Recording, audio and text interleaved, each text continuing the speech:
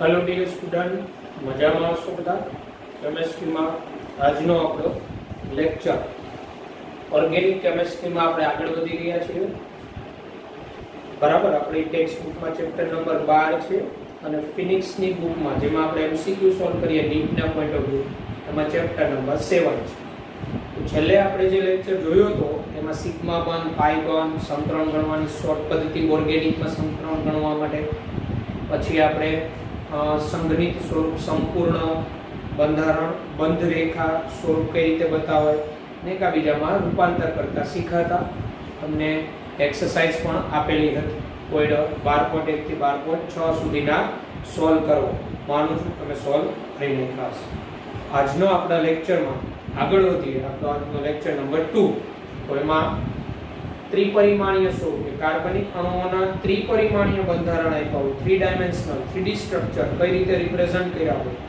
એમાં રહેલા બંધને કઈ રીતે દર્શાવેલા હોય બરાબર તો સમજીએ અહીંયા ઉદાહરણ તરીકે આપણે મિથેનનું 3D સ્ટ્રક્ચર આપેલું છે આ કાર્બન સાથેનો આ જે બંધ છે આને ઘન ખાચર કહેવાય છે આપણી રીતે ખાચર તો આ બંધ એમ સૂચવે આ જે છે એ બંધ અવલોકનકાર તરફનો બંધ છે જોનાર તરફનો બંધ આ ડેશ ખાચર વડે જે દર્શાવ્યો છે એ બંધ અવલોકનકારથી દૂરનો બંધ છે ત્રિપરિમાણમાં અને આ જે સાદી રેખા વડે સામાન્ય રેખા વડે જે બતાવેલો છે બંધ ઓન્લી ડેશ વડે જે એક કાગળના સમતલમાં રહેલો બંધ કાગળના એક જ સમતલમાં રહેલો બંધ આ રીતે કાગળનું સમતલ હોય તો આ રીતનો આ જે બંધ છે દાખલા તરીકે જોનાર છે અહીંથી જોવે છે તો આ બંધ દાખલા તરીકે તમે જોનાર છો આ તો તમારા તરફનો આ બંધ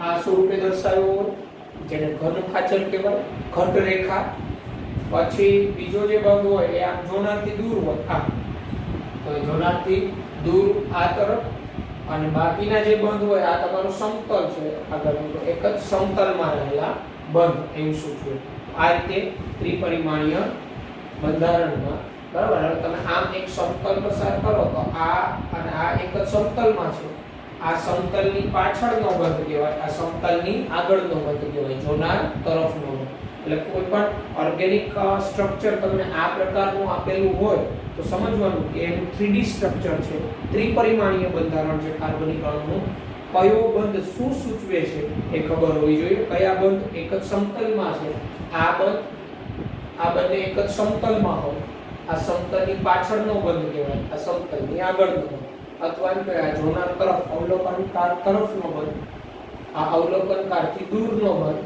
અને આ એક જ સમતલમાં રહેલા બંધ આ રીતે ત્રિપરિમાણીય નિરૂપણ હોય બરાબર છે તો એ આપણે ખબર હોવી જોઈએ પછી આપણે કાર્બનિક સંયોજનો છે એનું વર્ગીકરણ ભણવાનું છે કેટલા સ્વરૂપે વર્ગીકરણ કરવામાં આવે છે એ ઓકે તો કાર્બનિક સંયોજનોનું વર્ગીકરણ ક્લાસિફિકેશન ઓફ ઓર્ગેનિક કમ્પાઉન્ડ તો કાર્બનિક સંયોજનોનું વર્ગીકરણમાં સૌપ્રથમ અચક્રીય અથવા સરળ શૃંખલાવાળા એલિફેટિક સંયોજનો જેને કહેવાય બરાબર સરળ શૃંખલાવાળા અચક્રીય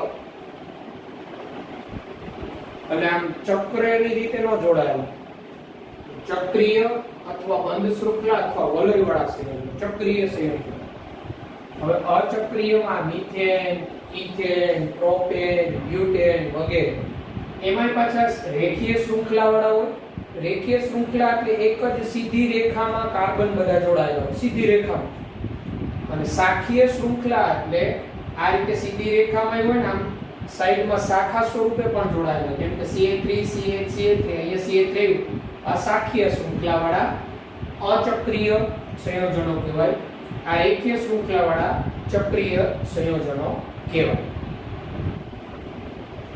રેખીય શૃંખલાવાળા અચક્રીય સંયોજનો અચક્રીય તો બંધ શૃંખલાવાળામાં પાછા સમચક્રીય અથવા કાર્બોચક્રીય સમચક્રીય ને અંગ્રેજીમાં હોમોસાયક્લિક કહેવાય તો સમચક્રીય અથવા કાર્બોચક્રીય એટલે શું તો કે એવા કે ચક્રમાં ફક્ત કાર્બન પરમાણુ જ હોય ચક્રમાં ફક્ત શું હોય કાર્બન પરમાણુ વિષમ ચક્રીય સંયોજનો. આ ચક્રીયમાં બે, સમચક્રીય, વિષમ ચક્રીય. વિષમ ચક્રીય સંયોજનોને અંગ્રેજીમાં હેટ્રોસાયક્લિક કમ્પાઉન્ડ કહેવાય.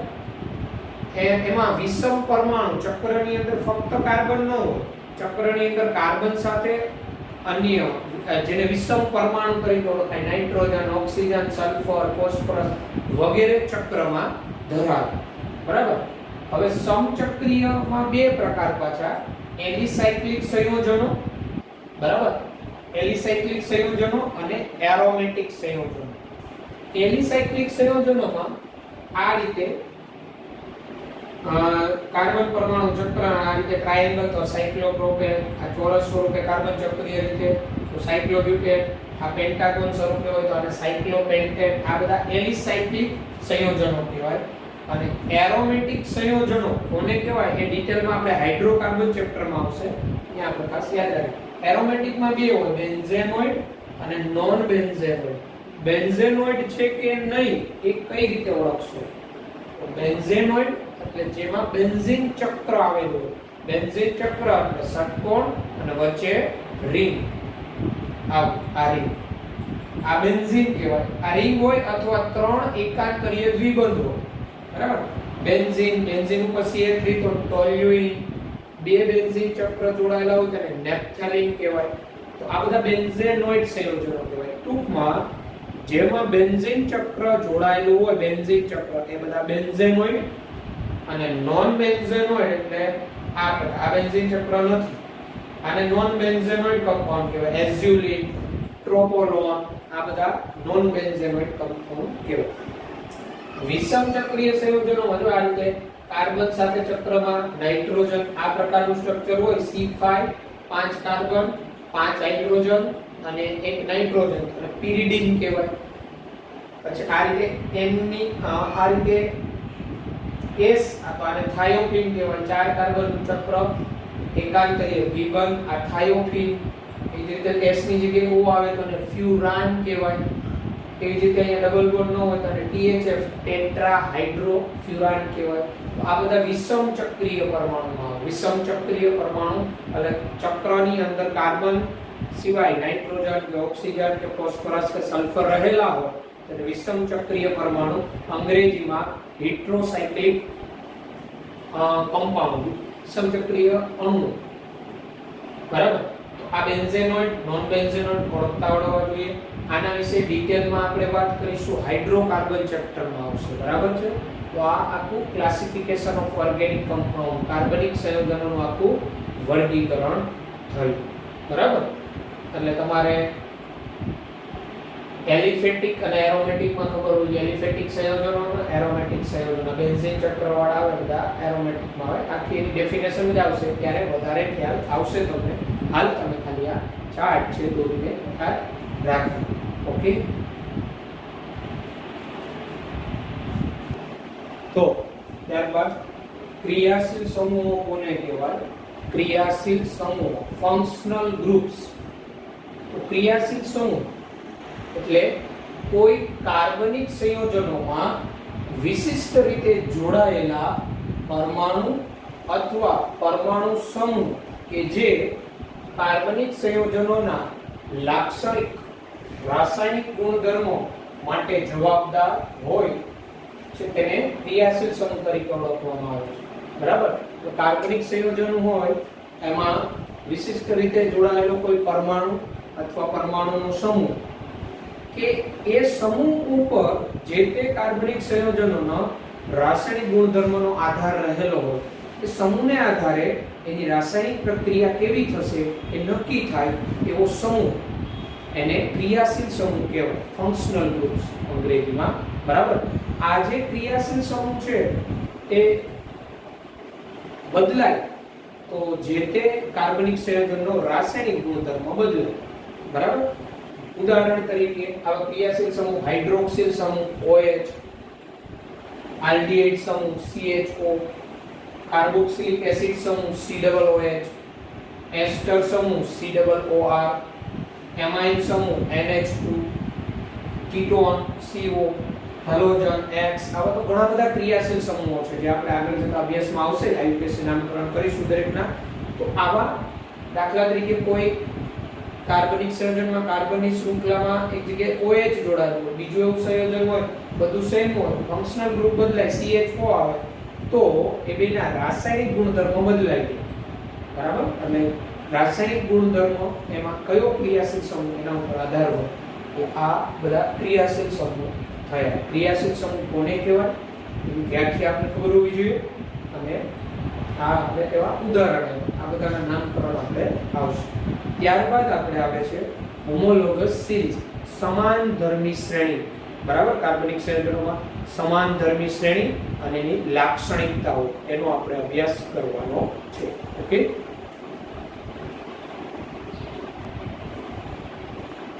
ત્યારબાદ સમાનધર્મી શ્રેણી કોને કહેવાય? બરાબર? સમાનધર્મી શ્રેણીની લાક્ષણિકતાઓ. તો સમાનધર્મી શ્રેણી એટલે કોઈ વિશિષ્ટ એક જ પ્રકારનો ક્રિયાશીલ સમૂહ ધરાવતા સભ્યો હોય. બરાબર? તો એ સભ્યોનો આખો એક સમૂહ દર્શાવતી શ્રેણી સમાનધર્મી શ્રેણી હોય. એક જ પ્રકારનો ક્રિયાશીલ સમૂહ હોય. બરાબર? તો એની લાક્ષણિકતા શું હોય? તો ફર્સ્ટ, સમાનધર્મી શ્રેણીના કોઈ પણ ક્રમિક પહેલાના કે પછીના સભ્યો વચ્ચે કાર્બન હાઇડ્રોજનની સંખ્યામાં CH2 જેટલો તફાવત હોય. એટલે સમાનધર્મી શ્રેણીના સભ્યો હોય ને કાર્બનિક સંયોજનો, એમાં ક્રમિક પહેલાનો કે પછીનો એ સભ્યો વચ્ચે કાર્બન હાઇડ્રોજનની સંખ્યામાં CH2 જેટલો તફાવત હોય. જેમ કે તમને હું આલ્કેન શ્રેણી કહું, methane, ethane, propane, butane, pentane, hexane, heptane, octane, nonane, decane, 10 carbon સુધી બોલ્યો આલ્કેન શ્રેણી. આ બધા સમાનધર્મી શ્રેણીના સભ્યો કહેવાય. તેમાંથી કોઈ પણ બે ક્રમિક સભ્યો લઈ લ્યો ને, તેમની વચ્ચે કાર્બન હાઇડ્રોજનની સંખ્યામાં CH2 જેટલો તફાવત હોય. જો ઉદાહરણ, મિથેન, ઇથેન, આમાં એક કાર્બન 4 હાઇડ્રોજન, આમાં બે કાર્બન 6 હાઇડ્રોજન, તો આ બે ક્રમિક સભ્યો વચ્ચે કેટલો તફાવત આવ્યો? CH2 જેટલો તફાવત. પછી ઇથેન, પ્રોપેન, આ બે વચ્ચે કેટલો તફાવત આવ્યો? CH2 જેટલો. તો ઇથેનનો ક્રમિક પહેલાનો સભ્ય મિથેન, ક્રમિક પછીનો સભ્ય પ્રોપેન. તો આ રીતે ક્રમિક પહેલાનો કે ક્રમિક પછીના સભ્યો વચ્ચે કાર્બન હાઇડ્રોજનની સંખ્યામાં CH2 જેટલો તફાવત હોય. આ સમાનધર્મી શ્રેણીના સભ્યોની લાક્ષણિકતા છે. ઓકે, એટલે CH2 જેટલો તફાવત. તો હવે ક્રમિક બે સભ્યો વચ્ચે કાર્બન હાઇડ્રોજનની સંખ્યામાં CH2 જેટલો તફાવત હોય તો એના આણ્વીય દળમાં કેટલો તફાવત હોય? તો CH2 નો ટોટલ દળ કેટલું થાય? CH2 તો 12 ગ્રામ કાર્બન, 2 હાઇડ્રોજન, 14 થયું. તો બે ક્રમિક સભ્યો વચ્ચે આણ્વીય દળમાં 14 AMU અથવા 14 યુનિફાઇડ જેટલો તફાવત હોય.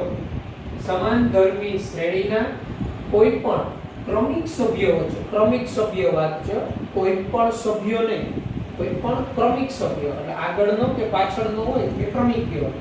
એમાં આણ્વીય દળમાં 14 AMU જેટલો તફાવત હોય. જેમ કે મિથેન પછી ક્રમિક કયો આવે? ઇથેન. આ બેમાં આણ્વીય દળમાં કેટલો તફાવત થાય? 14 AMU. કેમ? તો કે બેમાં CH2 જેટલો તફાવત છે, તો CH2 નું ટોટલ દળ કેટલું હોય? 14. બરાબર? 14 AMU જેટલો હોય. ઇથેન પ્રોપેન વચ્ચે કેટલો તફાવત? 14 AMU જેટલો તફાવત હોય. ઓકે, પછી સમાનધર્મી શ્રેણી ના સભ્યોને, સમાનધર્મી શ્રેણીના સભ્યોને કોઈ એક જ સામાન્ય સૂત્ર દ્વારા દર્શાવે, જનરલ ફોર્મ્યુલા. દાખલા તરીકે આલ્કેન શ્રેણીના સભ્યો હોય, મિથેન, ઇથેન, પ્રોપેન, બ્યુટેન, તો આ બધાને એક જ કોઈ સામાન્ય સૂત્ર CnH2n+2 વડે દર્શાવાય, જ્યાં n બરાબર કાર્બનની સંખ્યા કહેવાય. આલ્કીન શ્રેણીના હોય, એક જ દ્વિબંધ વાળો, એક દ્વિબંધ ધરાવતા આલ્કીન વાળા હોય, તો CnH2n વડે દર્શાવાય. આલ્કાઇન શ્રેણી હોય, એક જ ત્રિબંધ ધરાવતા હોય, તો CnH2n-2. આમ સમાનધર્મી શ્રેણીના દરેક સભ્યોને કોઈ એક જ સામાન્ય સૂત્ર વડે દર્શાવી શકાય. આવું જ આલ્કોહોલની શ્રેણી હોય, આવું જ COOH ની શ્રેણી હોય. બરાબર? એટલે સમાન ક્રિયાશીલ સમૂહ ધરાવતા હોય એવા સભ્યો બધા સમાનધર્મી શ્રેણીના જ સભ્યો હોય. પછી સમાનધર્મી શ્રેણીના દરેક સભ્યોને નામને છેડે એક સમાન પ્રત્યય લાગે કે પૂર્વક લાગે. બરાબર, પ્રત્યય એટલે નામને છેડે લગાડે, પૂર્વક એટલે નામની પહેલા. જેમ કે આપણે જોયું આલ્કેન શ્રેણીના તો બધાના નામને છેડે n પ્રત્યય લાગ્યો, મીથેન, ઈથેન, પ્રોપેન, બ્યુટેન આદિ. પછી આલ્કીન શ્રેણીના હોય એક દ્વિબંધ વાળા તો દરેકની પાછળ એક સરખો જ પ્રત્યય લાગે, ઇન, ઇથીન, પ્રોપીન, બ્યુટીન, પેન્ટીન. પછી આલ્કાઇન શ્રેણી હોય તો બધાના નામને છેડે એક જ પ્રત્યય લાગે, આઇન, ઇથાઇન, પ્રોપાઇન, બ્યુટાઇન. પછી આલ્કોહોલ OH સમૂહ વાળા હોય, એક કાર્બન વાળો હોય તો મિથેનોલ, ઇથેનોલ, પ્રોપેનોલ, બ્યુટેનોલ. આ રીતે એક સમાન પ્રત્યય જ લાગે દરેકને. અને ઘણામાં નામની પહેલા પૂર્વક લાગે, જેમ કે હેલોજન સમૂહ હોય, ફ્લોરીન, ક્લોરીન, બ્રોમિન જોડાયેલા હોય. દાખલા તરીકે બધા Cl વાળા હોય તો chloro methane, chloro ethane, chloro propane, chloro butane. આ રીતે સમાનધર્મી શ્રેણીના દરેક સભ્યોને સમાન પૂર્વક કે પ્રત્યય લાગે. પછી સમાનધર્મી શ્રેણીના દરેક સભ્ય એક સમાન ક્રિયાશીલ સમૂહ ધરાવે. જેમ કે આલ્કોહોલ શ્રેણી હોય તો બધાનો ક્રિયાશીલ સમૂહ એક જ હોય, OH. જેમ કે કાર્બોક્સિલિક એસિડની શ્રેણી હોય, methanoic acid, HCOOH, acetic acid, CH3COOH, તો બધામાં એક જ ક્રિયાશીલ સમૂહ હોય, COOH. બરાબર, એટલે એક સમાન ક્રિયાશીલ સમૂહ ધરાવે. અને આ સમાન ક્રિયાશીલ સમૂહ ધરાવતા હોય એટલે સમાનધર્મી શ્રેણીના દરેક સભ્યોની બનાવટની પદ્ધતિ અને એના રાસાયણિક ગુણધર્મો, રાસાયણિક પ્રક્રિયા કરવાની જે પોતાની ક્ષમતા હોય એ બધાની એક સરખી જ હોય. કારણ કે કોઈ પણનો રાસાયણિક ગુણધર્મ એના ક્રિયાશીલ સમૂહ પર આધાર રાખે. તો સમાનધર્મી શ્રેણીના દરેક સભ્યોમાં ક્રિયાશીલ સમૂહ સમાન, તેથી એના રાસાયણિક ગુણધર્મો, એની બનાવવાની પદ્ધતિ સમાન હોય. જેમ કે હું વાત કરું આલ્કેન શ્રેણીમાં મિથેન, ઇથેન, પ્રોપેન, બ્યુટેન, આ બધાની બનાવટની પદ્ધતિ, મેથડ હોય એક સરખી જ હોય. મિથેનને જે રીતે બનાવાય એ જ રીતે ઇથેનની બનાવટની પદ્ધતિ હોય. મિથેન જે રીતે રાસાયણિક પ્રક્રિયા કરે એ જ રીતે ઇથેન રાસાયણિક પ્રક્રિયા કરે. બરાબર, વળી પાછું એમ ન કહેવાય કે આલ્કેન શ્રેણીના અને આલ્કીન શ્રેણીના એના રાસાયણિક ગુણધર્મો સરખા હોય, એ રોંગ. ક્રિયાશીલ સમૂહ બદલાય, રાસાયણિક ગુણધર્મો, બનાવટની પદ્ધતિ બદલાય. મેં શું કીધું? સમાનધર્મી શ્રેણીના દરેક સભ્યના રાસાયણિક ગુણધર્મો, બનાવટની પદ્ધતિ સરખી હોય. કેમ? તો એમાં ક્રિયાશીલ સમૂહ સમાન હોય. પરિણામ આલ્કોહોલમાં આપણે વાત કરીએ મિથેનોલ, ઇથેનોલ, પ્રોપેનોલ, તો આ બધામાં ક્રિયાશીલ સમૂહ સરખું જ હોય, OH હાઇડ્રોક્સિલ સમૂહ. તો મિથેનોલને, ઇથેનોલને, પ્રોપેનોલ આ બધાની બનાવટની પદ્ધતિઓ સમાન, એના રાસાયણિક કરવાની વૃત્તિ સરખી જ હોય. ઓકે, પછી સમાનધર્મી શ્રેણીના દરેક સભ્યોના ભૌતિક ગુણધર્મો, ફિઝિકલ પ્રોપર્ટી, જેવા કે ગલન બિંદુ, ઉત્કલન બિંદુ, ઘનતા, આ બધા ગુણધર્મો હોય એ સમાનધર્મી શ્રેણીના સભ્યોના સરખા હોતા નથી. એટલે કહીએ તો જુદા જુદા હોય. તો આનું કારણ શું? આનું કારણ આ ભૌતિક ગુણધર્મ છે એ એના આણ્વીય દળ પર આધાર રાખે અને સમાનધર્મી શ્રેણીના દરેક સભ્યના આણ્વીય દળ સરખા ન હોય. મેં હમણાં જ વાત કરેલી આગળ, મિથેનનું જે આણ્વીય દળ છે એ 16 ગ્રામ છે. કાર્બનનું 12 અને 4 હાઇડ્રોજન, એટલે એક મિથેન અણુ હોય તો 16 AMU કહેવાય. એક મોલ મિથેન હોય તો 16 ગ્રામ કહેવાય. આનું બદલાઈ જાય કારણ કે બેમાં કાર્બન હાઇડ્રોજનની સંખ્યામાં તફાવત થયો. બરાબર, એટલે સમાનધર્મી શ્રેણીના દરેક સભ્યના આણ્વીય દળ જુદા હોય, તેથી એના ભૌતિક ગુણધર્મો જેવા કે ગલન બિંદુ, અંગ્રેજીમાં મેલ્ટિંગ પોઈન્ટ કહેવાય, ઉત્કલન બિંદુ, બોઇલિંગ પોઈન્ટ, ઘનતા, ડેન્સિટી અંગ્રેજીમાં, આ સમાનધર્મી શ્રેણીના સભ્યોના આ ગુણધર્મ જુદા જુદા હોય. તો આ હતું સમાંતરની શ્રેણીની લાક્ષણિકતાઓ. આમાંથી ફોલ્સ એન્ડ ટ્રુ વાળા એમસીક્યુ ઇમ્પોર્ટન્ટ, ખરા ખોટા વિધાન વાળા જે આપણે આવડવા જોઈએ. આ લાક્ષણિકતાઓ વ્યવસ્થિત સમજીને તૈયાર કરી નાખવાની છે, જેથી ખરા ખોટા એમસીક્યુ સોલ્વ કરવામાં આપણે કોઈ પ્રોબ્લેમ આવે નહીં. તો પછીથી આપણો ટોપિક જે છે એ આપણો આઈયુપીએસસી નામકરણનો સ્ટાર્ટ થાય છે. તો ધીમે ધીમે આપણે આઈયુપીએસસી નામકરણમાં આપણે આગળ વધીશું. ઓકે, તો આઈયુપીએસસી નામકરણમાં આપણે ધીમે ધીમે આગળ વધીએ. આઈયુપીએસસી નામકરણમાં આઈયુપીએસસી નું ફૂલ ફોર્મ શું થાય? આઈયુપીએસસી નું full form international union for pure and applied chemistry. International union for pure and applied chemistry આ એક સંસ્થા છે. પહેલાના જમાનામાં કાર્બનિક સંયોજનોના નામકરણ દરેક લોકો પોતાની રીતે કરી દેતા, અને વ્યવહારિક રીતે આપણે કોઈ કમ્પાઉન્ડની વાત કરવી હોય તો એ શક્ય ન બને, કારણ કે જુદા જુદા દેશમાં જુદા જુદા નામ થઈ જાય કમ્પાઉન્ડના. પરિણામે આઈયુપીએસસી સંસ્થાએ એક નામકરણ માટેના નિયમો આપેલા. તો એ નિયમોને આધારે કાર્બનિક સંયોજનોનું નામકરણ થાય તો બધે જ એ રૂલ્સ લાગુ પડે. કોઈ એક કમ્પાઉન્ડનું નામ બધા દેશમાં આઈયુપીએસસી સરખું જ હોય.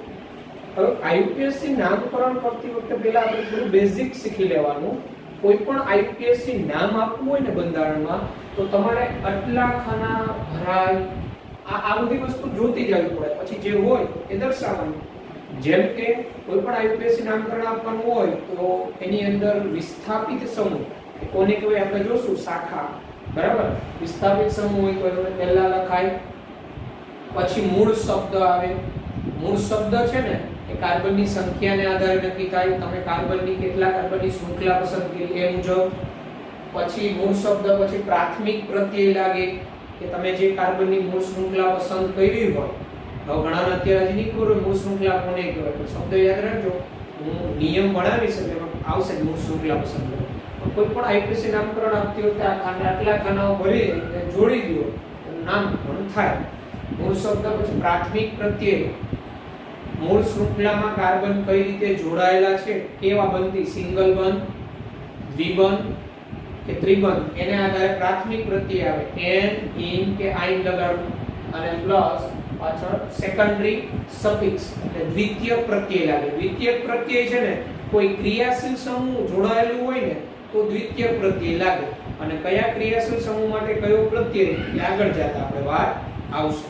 બરાબર. હવે મૂળ શબ્દ કઈ રીતે મૂળ શબ્દ લાગશે કયો એ કેવી રીતે ખબર પડે? તો તમારે જો આઈયુપીએસસી નામકરણ કરતા હો, શૃંખલા એક કાર્બનની પસંદ થાય તો મૂળ શબ્દ મિથ લાગે. 2 કાર્બન તો ઇથ, 3 કાર્બનની શૃંખલા હોય તો પ્રોપ, 4 કાર્બનની શૃંખલા હોય તોબ્યુટ, 5 કાર્બનની શૃંખલા હોય તો પેન્ટ, 6 કાર્બનની શૃંખલા હોય તો હેક્સ, 7 કાર્બનની શૃંખલા હોય તો હેપ, 8 કાર્બનની શૃંખલા હોય તો ઓક્ટ, 9 કાર્બનની શૃંખલા હોય તો નોન, 10 કાર્બનની શૃંખલા હોય તો ડેક, 11 કાર્બનની શૃંખલા હોય તો અનડેક, 12 કાર્બનની શૃંખલા હોય તો ડેક. અહીંયા 11 ને 12 આ તો આપણે થોડું વધારે લખાવેલું, પણ મીટમાં પણ તમારે 10 કાર્બનની શૃંખલા બનતી હોય ને લાંબામાં લાંબી સળંગ કાર્બનની, એવા જ આઈયુપીએસસી નામકરણ 10 સુધી જ આવવાના છે. 11, 12, 15 શૃંખલા એવા કોઈ નામકરણ આવવાના નથી. એટલે કોઈ પણ આઈયુપીએસસી નામકરણ કરવાનું હોય એ પહેલા આપણે આ ખબર હોવી જોઈએ. આ મૂળ શબ્દ કાર્બનની સંખ્યાના એ આપણે લગાડીશું નામ કરશું ત્યારે આ ખબર હોવી જોઈએ. ઓકે, તો હવે આપણે આઈયુપીએસસી નામકરણ જે છે એમાં રૂલ્સમાં આગળ વધતા જઈએ. ઓકે, તો આઈયુપીએસસી નામકરણ માટેના નિયમો. કાર્બનિક સંયોજનોમાં આઈયુપીએસસી નામકરણ કઈ રીતે કરવું એના માટેના આપણે નિયમો શરૂ કરવા જઈ રહ્યા છીએ. Very important. આપણે નિયમો આવડવા જ જોઈએ તો જ નામકરણ થાય. તો આઈયુપીએસસી નામકરણ માટેના નિયમો, rules of IUPAC nomenclature. Organic compound.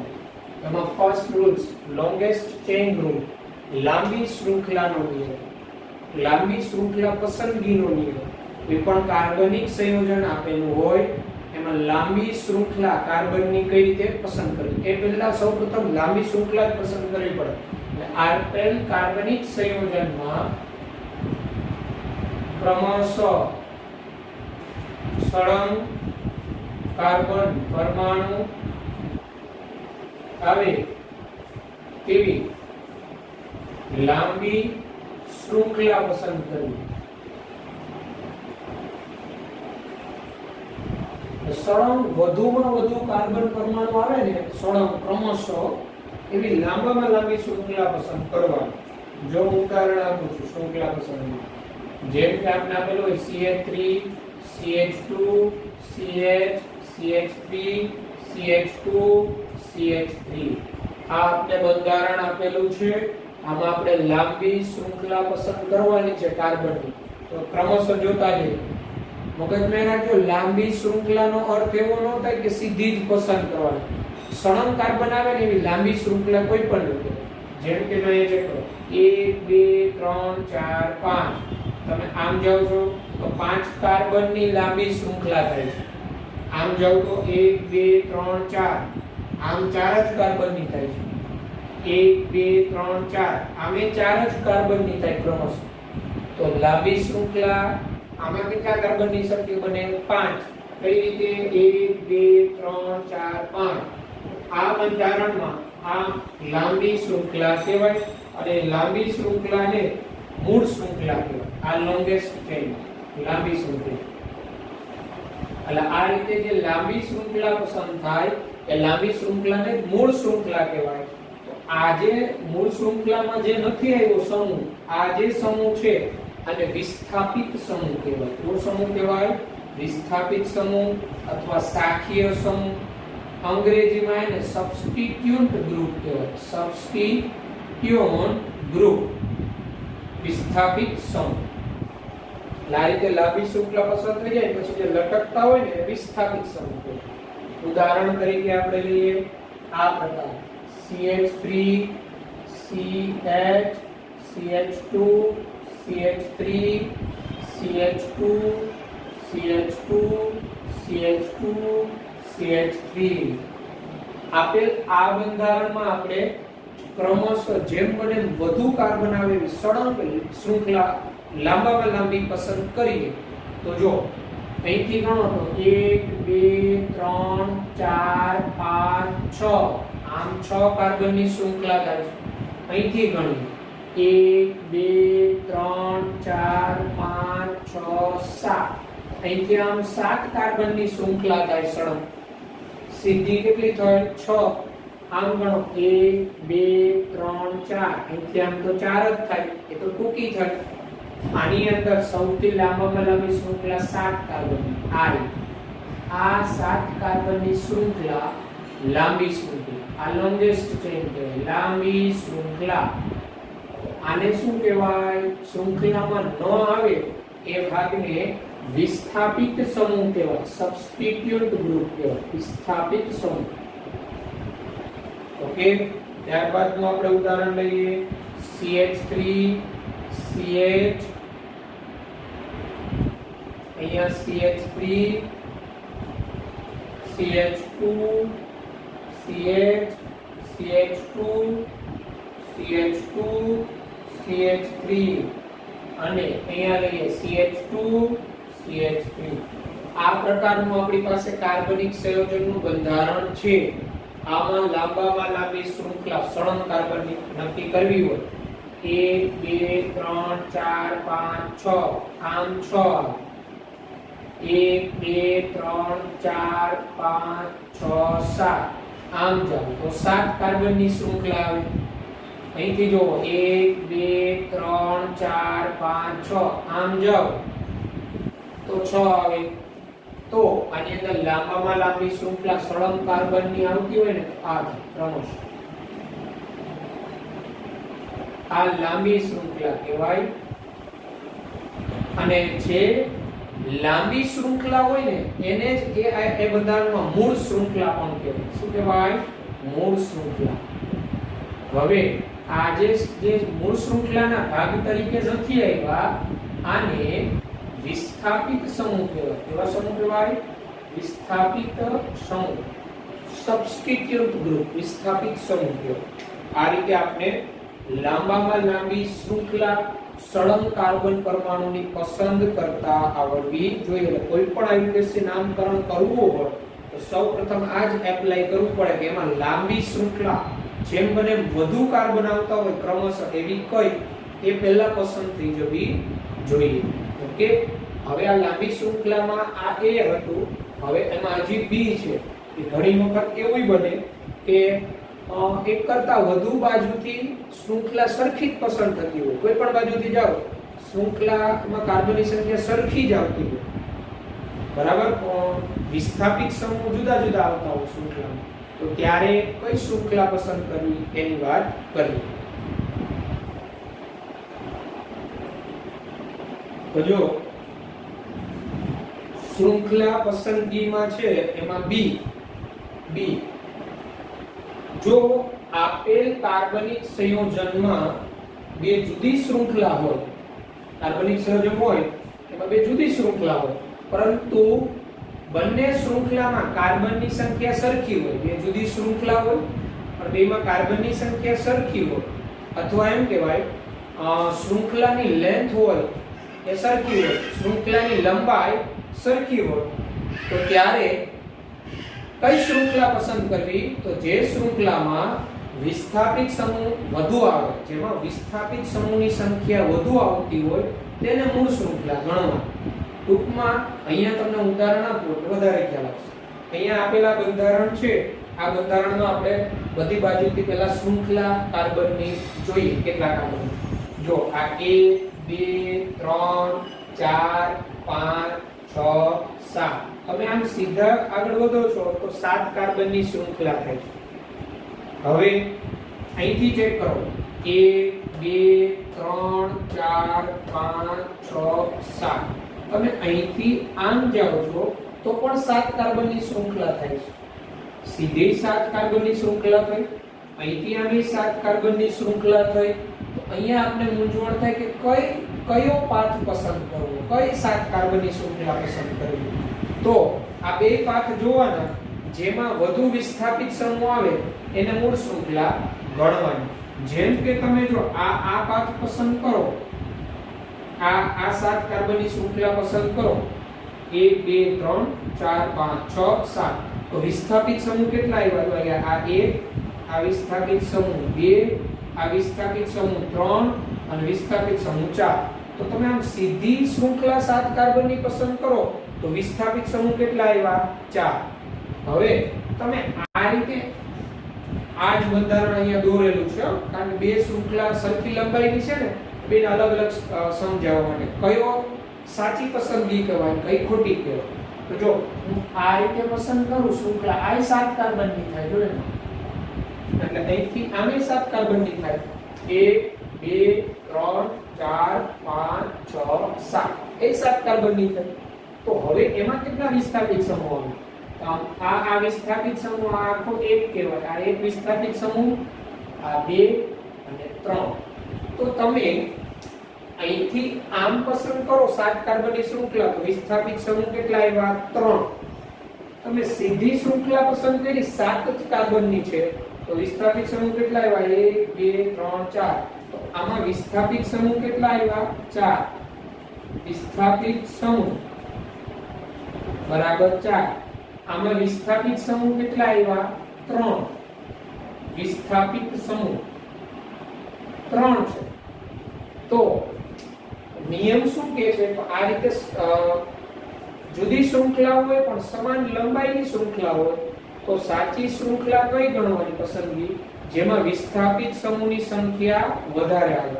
તો આમ સ્ટેટ પસંદ કરો તો વિસ્થાપિત સમૂહની સંખ્યા 4 આવે. તો આ જે છે એ સાચી પસંદગી કહેવાય. સાચી પસંદગી 7 કાર્બનની શૃંખલા. આ જે છે એ શૃંખલાની ખોટી પસંદગી. આ ખોટી પસંદગી છે શૃંખલાની. તો આ રીતે જ્યારે ઇક્વલ લેન્થ હોય ને, સમાન લંબાઈ શૃંખલાની, ત્યારે જ આ રીતે જવાનું. એ સિવાય તો બાકી તો પછી બધી બાજુથી શૃંખલા જુદી જુદી સંખ્યામાં કાર્બનની થતી હોય તો ત્યારે જેમાં લાંબી શૃંખલા હોય એ જ પસંદ થાય. આ હતો શૃંખલા પસંદગીના નિયમ. બરાબર છે? આઈપીએસસી ના પ્રમાણમાં લાંબી શૃંખલા પસંદગીના નિયમમાં આ ધ્યાન રાખવા. ઓકે. પછી રૂલ્સ નંબર 2. રૂલ્સ નંબર 2, લાંબી શૃંખલામાં રહેલા દરેક કાર્બન પરમાણુને નંબર આપવો. એટલે રૂલ્સ નંબર 1 માં આપણે લાંબી શૃંખલા પસંદ કરતા શીખી ગયા, જેને મૂળ શૃંખલા કહેવાય. હવે મૂળ શૃંખલામાં જેટલા કાર્બન આવેલા હોય એ દરેક કાર્બન પરમાણુને નંબર આપવાનો હોય, પોઝિશન આપવાની હોય. 1 2 3 4 એમ નંબર આપવાનો હોય. પણ એ નંબર પણ જેમ આવે એમ નથી આપવાનો. એ નંબર આપવા માટે નિયમ છે. તો એમાં પહેલા આપણે એક જ વિસ્થાપિત સમૂહ જોડાયેલો હોય, મૂળ શૃંખલા થઈ જાય પસંદ, પછી લટકતો સમૂહ, વિસ્થાપિત સમૂહ એક જ હોય, એમાં કઈ રીતે નંબર આપવો? તો એક જ વિસ્થાપિત સમૂહ હોય ને મૂળ શૃંખલાના કાર્બન સાથે જોડાયેલો, તો ત્યારે નંબર એવી રીતના આપવાનો કે મૂળ શૃંખલાના જે કાર્બન સાથે વિસ્થાપિત સમૂહ જોડાયેલો છે એ કાર્બન વહેલો આવી જવો જોઈએ નંબર આપતી વખતે. એટલે એનો અર્થ એવો, એ કાર્બનને લઘુત્તમ સ્થાન આપવાનું. બરાબર? લઘુત્તમ સ્થાન. એ કાર્બન વહેલો આવી જવો જોઈએ નંબર આપતી વખતે. તો વહેલો ત્યારે જ આવે, લઘુત્તમ સ્થાન મળે એ, એટલે ઓછું સ્થાન મળે એ. એક વિસ્થાપિત સમૂહના સ્થાન, તો મૂળ શૃંખલા એટલે કે લાંબી શૃંખલામાં જે કાર્બન સાથે વિસ્થાપિત સમૂહ જોડાયેલ હોય તે કાર્બનને લઘુત્તમ સ્થાન મળે એ રીતે નંબર આપવો. જેમ કે CH3 CH2 CH CH3 CH3. આમાં પહેલા તો મૂળ શૃંખલા કેટલા કાર્બનની થાય? 1 2 3 4. બરાબર? આમે જોઈ શકો 1 2 3 4. કારણ કે આમાં 4 કાર્બનની શૃંખલા કોઈ પણ બાજુથી પસંદ કરો, વિસ્થાપિત સમૂહ એક જ આવે છે અને એક જ છે CH3. દાખલા તરીકે હું આમ પસંદ કરું, આ મૂળ શૃંખલા, લાંબી શૃંખલા, મૂળ શૃંખલા. હવે આમાં મારે નંબર આપવો છે, તો જો હું અહીંથી નંબર આપું તો 1 2 3 4, તો આ વિસ્થાપિત સમૂહ આ જે કાર્બન સાથે છે એને કેટલો નંબર મળે? 3. પણ હું અહીંથી નંબર આપું 1 2 3 4, તો આને કેટલો નંબર મળ્યો? 2. અહીંથી નંબર આપું તો 3 મળે, અહીંથી નંબર આપું તો 2 મળે. તો લઘુત્તમ સ્થાન કયું થયું? 2. આ સાચી પસંદગી, નંબર આપવાની સાચી પસંદગી. આ રીતે મૂળ શૃંખલા ના જે કાર્બન સાથે વિસ્થાપિત સમૂહ હોય એને લઘુત્તમ સ્થાન મળવું જોઈએ. આપણે એક વિસ્થાપિત સમૂહ જોડાયેલા હોય ત્યારે વાત કરી રહ્યા છીએ. પછી એવી જ રીતે અહીંયા 1 2 3 4 5 6, આમ 6 કાર્બનની આ મૂળ શૃંખલા થાય લાંબી. આ 1 2 3 4 5, આમ જાવ તો 5 થાય.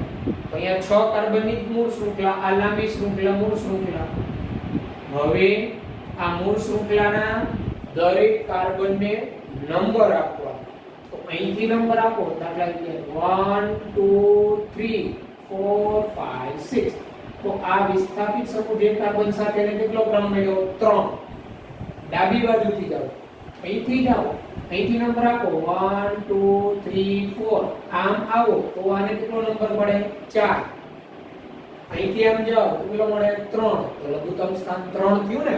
તો આ 1 2 3 4 5 6 આ સાચી પસંદગીની, આ સાચી 3 નંબર મળે, લઘુત્તમ સ્થાન મળવું જોઈએ, લઘુત્તમ નંબર મળવું. ઓકે.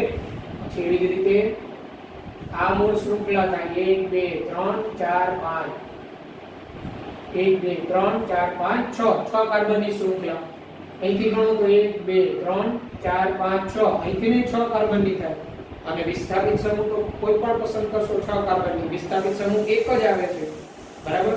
તો આમાં કોઈ પણ બાજુથી શૃંખલા પસંદ કરી શકો છો. મેં આ સીધી પસંદગી.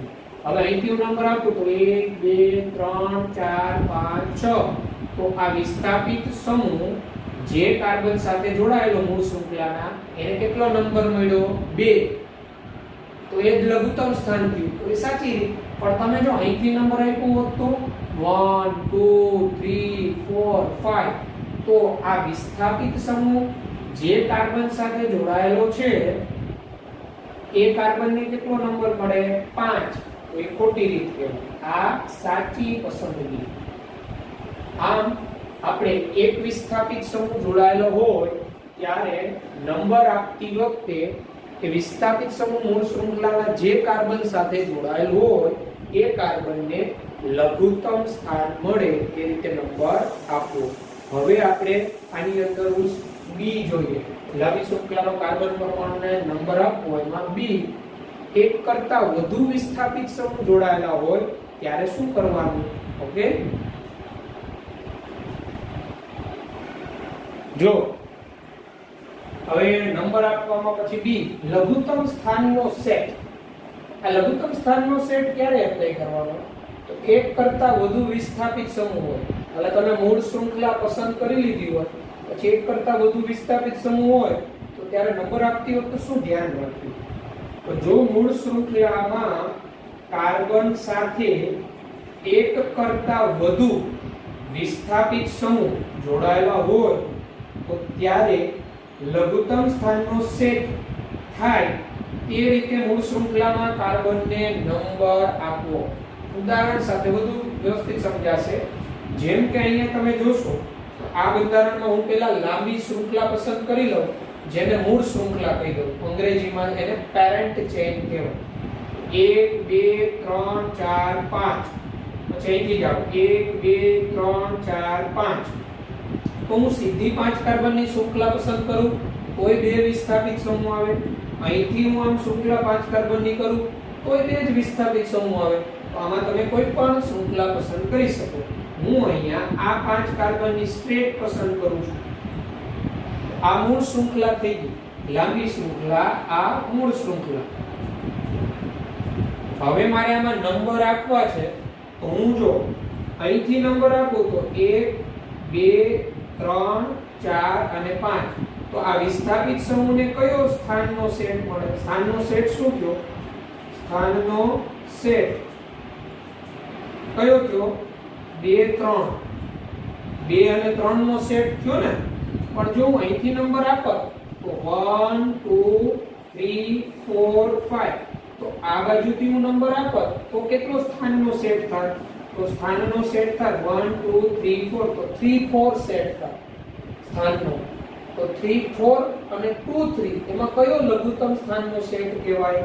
તો 2 3. તો આ જે સેટ થયો 2 3 એ સાચી પસંદગી કહેવાય. એટલે આ રીતે પસંદ કરવાની. આ સાચી પસંદગી. તમે અહીંયા જો અહીંથી નંબર આપ્યો તો 3 4 નો સેટ થાય તો એ ખોટી પસંદગી, અને નંબર ખોટા અપાય એટલે આઈયુપીએસસી નામ પણ ખોટું પડે.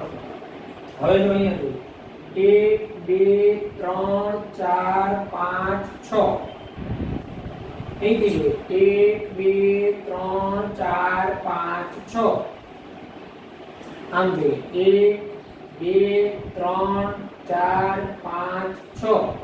આમાં 6 કાર્બનની શૃંખલા બધી બાજુથી થાય છે. આમાં 6 કાર્બનની શૃંખલા કોઈ પણ બાજુથી પસંદ કરો વિસ્થાપિત સમૂહ તો સરખા જ આવશે. આમાં 6 કાર્બનની કોઈ પણ બાજુથી શૃંખલા પસંદ કરી શકો. હું અહીંથી પસંદ કરું છું આ મૂળ શૃંખલા. આ મૂળ શૃંખલા, લાંબી શૃંખલા. હવે હું નંબર આમાં આપું તો મારે ધ્યાન રાખવું પડે સેટ. તો અહીંથી હું નંબર આપું તો આ 1 2 3 4 5 6, તો સ્થાનનો સેટ જ્યાં જ્યાં વિસ્થાપિત સમૂહ છે આ વિસ્થાપિત સમૂહ, ત્યાં મૂળ કાર્બન, મૂળ શૃંખલાના કાર્બનને તો અહીંયા 2 4 અને 5, તો અહીંયા 2 4 5 નો સેટ થાય છે. કેટલાનો? 2 4 અને 5. પણ હું જો અહીંથી નંબર આપું 1 2 3 4 5 6, અહીંથી નંબર આપો, અહીંથી નંબર આપો 1 2 3 4 5 6, તો સ્થાનનો સેટ કયો થયો? સ્થાનનો સેટ 2 3 અને 5 2 3 અને 5 આ સેટ થયું પણ મેં જો અહીંથી નંબર આપ્યા હોય તો શું સેટ થાત તો 1 2 3 4 5 અને અહીંયા 6 તો અહીંયા સેટ અહીંયા 2 અહીંયા 4 અને 5 તો 2 4 5 નો સેટ થાય તો 2 4 5 અને 2 3 5 એમાં લઘુત્તમ સ્થાનનો સેટ કયો થયો 2 3 5 પહેલામાં અહીંયા 4 આવી જાય તો એક ખોટી પસંદગી થઈ ગયો લઘુત્તમ સ્થાનનો સેટ થાય એ પસંદગી ઓકે એવું જ અહીંયા બંધારણ આપેલું છે આ 1 2 3 4 5 1 2 3 4 5 1 2 3 4 5 આમાં તમે ઘણી બાજુથી 5 કાર્બનની શૃંખલા થાય છે અને એ કોઈ પણ બાજુથી તમે 5 કાર્બનની શૃંખલા પસંદ કરો વિસ્થાપિત સમૂહ તો સરખા જ આવે છે તો 5 કાર્બનની કોઈ પણ બાજુથી પસંદ કરી શકાય અહીંયા હું આ મૂળ શૃંખલા પસંદ કરું છું આ મારી મૂળ શૃંખલા 5 કાર્બન હવે મારે નંબર આપવો છે સાચો નંબર કઈ બાજુ અહીંથી હું નંબર આપું 1 2 3 4 5 હું શૃંખલાના કાર્બનને નંબર અહીંયા સ્થાનનો સેટ કયો થયો સ્થાનનો સેટ તો જો આ એક બીજા નંબરના કાર્બન ઉપર બે વિસ્થાપિત સમૂહ છે જો બે તો બે વિસ્થાપિત સમૂહ હોય ત્યારે એ મૂળ શૃંખલાના કાર્બનના સ્થાનનો ઉલ્લેખ બે વખત કરવાનો એટલે 2 2 આ બે વખત અને અહીંયા 4 2 2 4 નો સેટ થયો સ્થાનનો સેટ 2 2 4 હવે એ તો મેં અહીંથી નંબર આપ્યા એટલે પણ હું અહીંથી નંબર આપું તો પેલી બાજુથી આમ આવતો તો જો 1 2 3 4 5 તો અહીંયા કેટલો નંબર આવે 4 તો સ્થાનનો સેટ કેવો થાય આ 2 અને અહીંયા 4 તો 4 સ્થાને બે વિસ્થાપિત સમૂહ એટલે કોઈ એક કાર્બન ઉપર બે વિસ્થાપિત સમૂહ હોય તો એના સ્થાનનો ઉલ્લેખ કે સેમ સ્થાનનો ઉલ્લેખ બે વખત કરવાનો 1 2 3 4 5 તો સ્થાનનો સેટ કેવો થાય 2 4 4 આ બાજુથી નંબર આપું તો કેવો સેટ થાય 2 2 4 તો લઘુત્તમ સ્થાનનો સેટ કયો ગણાય 2 4 4 ગણાય કે 2 2 4 ગણાય તો મગજમાં રાખો 2 2 4 ગણાય લઘુત્તમ સ્થાનનો સેટ પહેલામાં બે વખત 4 4 આવી અને એક જ વખત 4 આવે 2 2 બે વખત આવે ને એટલે આ 2 2 4 આ લઘુત્તમ સ્થાનનો સેટ તો આ રીતે તમે નંબર આપો આ બંધારણમાં તો આ સાચી રીત આમ જ્યારે એક કરતા વધુ વિસ્થાપિત સમૂહ હોય ત્યારે નંબર આપતી વખતે શું પસંદ કરવાનું લઘુત્તમ સ્થાનનો સેટ જેમ બને એમ કે જે સેટ થતો હોય લઘુત્તમ સ્થાનનો થવો જોઈએ વિદ્યાર્થી મિત્રો આજના આપણા લેક્ચરમાં આપણે આઈયુપીએસસી નામકરણ માટેના નિયમોમાં બે ભણેલા નિયમ 1 અને 2 લાંબી શૃંખલા પસંદગી એમાં A અને B અને એ મૂળ શૃંખલા પસંદ થઈ જાય પછી એમાં કાર્બનને નંબર આપવો એમાં A અને B હવે રૂલ્સ નંબર 3 આવશે એમાં આપણે નામકરણ કરીશું એ આપણે પછીના લેક્ચરમાં વાત કરીશું લેક્ચર નંબર 3 માં તો આ લેક્ચરમાં જે અભ્યાસ કરેલો વ્યવસ્થિત સ્ટડી કરી લખી લેવાનો અને જો લખવામાં પંક્તા ન હોય તો તમને આનું હું જે છે કે લખેલી જે છે મટીરીયલ એ મોકલીશ પણ એ ઇંગ્લિશમાં લખેલું હશે પણ તમને આવડશે ખરું બરાબર જો તકલીફ પડે તો આમાંથી ત્યાં ગુજરાતી લખી દેજો okay good bye take care